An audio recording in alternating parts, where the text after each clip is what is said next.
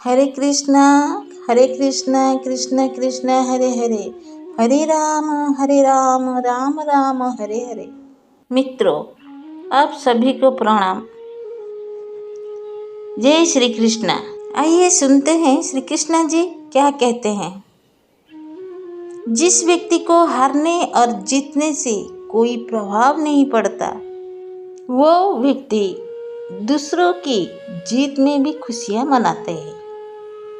न्यायाधीश की अदालत में तो एक गुनाह की भी माफ़ी नहीं होती, लेकिन मेरे द्वारकाधीश की अदालत में 100 गुनाह भी माफ़ है। जब जब रास्ते बंद हो जाए तो श्री कृष्ण एक ऐसा रास्ते खोलते हैं जिसे चाहते हुए भी कोई बंद नहीं कर सकता। यदि लेने की इच्छा हो तो संस्कार लीजिए, यदि देने की इच्छा हो तो दान दीजिए, यदि छोड़ने की इच्छा हो तो घमंड को छोड़िए, और यदि पाने की इच्छा है तो श्री कृष्ण के सर पर हाथ पाइए। जीवन में की गई हर गलती से अगर सीख ले कर उसे ना दोहराया जाए तो श्री कृष्ण उसे सजा नहीं क्षमा दान देते हैं। बुरे कर्म करने नहीं पड़ते, हो जाते हैं, और अच्छे कर्म होते नहीं, करने पड़ते हैं। आइए सुनते हैं श्री कृष्ण की नाम के जपने से क्या प्रभाव पड़ते हैं। इसे जुड़े हुए एक कहानी सुनते हैं। किसी गांव में एक आदमी के पास बहुत सारी गाय थी। वो गाय का दूध बेचकर ही अपना गुजारा करता था। एक दिन उसके गांव में बहुत से महात्मा आकर यज्ञ कर रहे थे और वो वृक्ष के पत्तों पर चंदन से कृष्ण कृष्ण का नाम लिखकर पूजा कर रहे थे। वो जगह गांव से बाहर थी। वो आदमी गांव को वही रोज घास चराने जाता था। साधु हवन यज्ञ करके वहां से जा चुके थे, लेकिन वो पत्ते वही पड़ रह गए।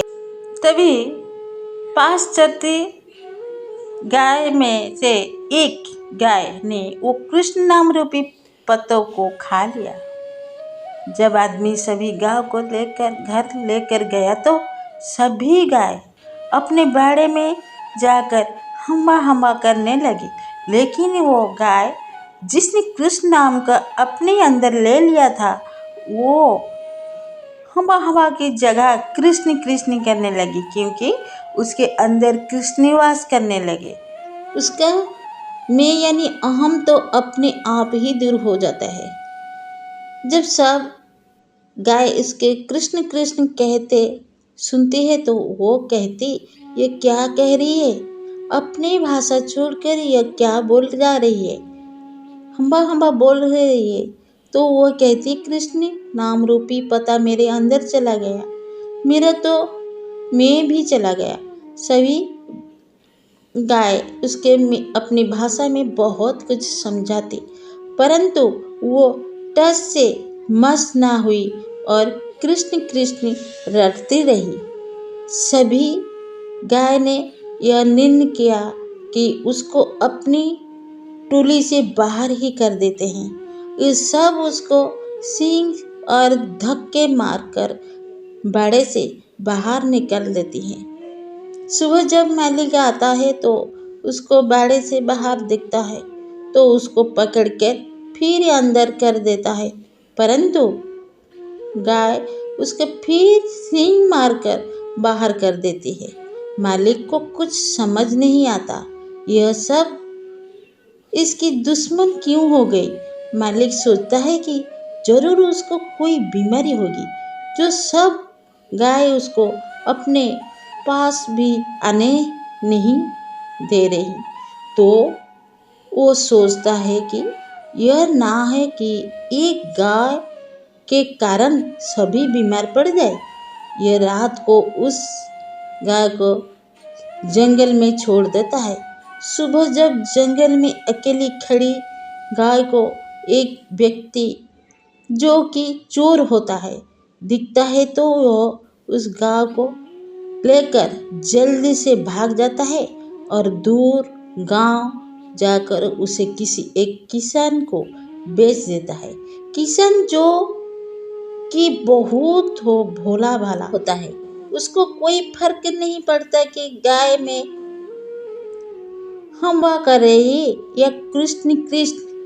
ये गाय सारा दिन कृष्ण कृष्ण जपती रहती। अब यह किसान उस गाय का दूध बेचकर अपना गुजरा करता है। कृष्ण नाम के प्रभाव से गाय बहुत ही ज्यादा और मीठा दूध देती है। दूर दूर से लोग उसका दूध उस किसान से लेने आते हैं। किसान जो कि बहुत ही गरीब था, गाय के आने और उसके दूध की बिक्री होने से उसके घर की दशा अब सुधरने लगे। एक दिन राजा की मंत्री और कुछ सैनिक उस गांव से होकर गुजर रहे थे। उसको बहुत भूख लगी, तभी उन्हें किसान का घर दिखाई दिया। किसान ने उसको गाय का दूध पिलाया। इतना मीठा और अच्छा दूध पीकर मंत्री और सैनिक बहुत खुश हुए। उन्होंने किसान को कहा कि हमने उसे पहले ऐसा दूध कभी नहीं पिया। किसान ने कहा, यह तो इस गाय का दूध है जो सारा दिन कृष्ण कृष्ण करती रहती है। मंत्री उस गाय को देखकर कृष्ण नाम जपते देखकर हैरान हो गया। वो किसान का धन्यवाद करने वापस नगर में राजमहल चले गए। उन दिनों राजमाता जो कि काफी बीमार थी, कई वैद्य के उपचार के बाद भी वो ठीक ना हुई। राजगुरु ने कहा, माताजी का स्वस्थ होना मुश्किल है, अब तो भगवान इनको बचा सकते हैं। राजगुरु ने कहा कि अब आप माताजी के पास बैठकर ज्यादा से ज्यादा ठाकुर जी का नाम लो। राजा जी कि काफी व्यस्त रहता था, वो सारा दिन राजपट संभलने या माताजी के पास बैठे। नगर में किसी के पास भी इतना समय नहीं कि राजा माता के पास बैठकर भगवान का नाम ले सके। तभी मंत्री को वो गाय की याद आई जो कि हमेशा कृष्ण कृष्ण का जाप करते थे। मंत्री ने राजा को इसके बारे में बताया। पहले तो राजा को विश्वास ना हुआ, परंतु मंत्री जब राजा को अपने साथ उसे किशन के घर ले गया तो राजा ने गाय को कृष्ण नाम का जाप करते हुए सुना तो यह भी हैरान हो गए। राजा किशन से बोला कि आप यह गाय मुझे दे दो। किशन बड़ी विनम्रता से हाथ जोड़कर राजा से बोला कि इसके कारण ही तो मेरे घर के हालत ठीक हुए। अगर मैं यह आपको दे दूंगा तो मैं फिर से भूखा मर जाऊंगा। राजा ने कहा कि आप फिक्र न करें, मैं आपको इतना धन दे दूंगा कि आपकी गरीबी दूर हो जाएगी। तब किसान ने खुशी खुशी गाय को राजा को दे दिया। अब तो गाय राजमहल में राजमाता के पास बैठकर निरंतर कृष्ण कृष्ण का जाप करती।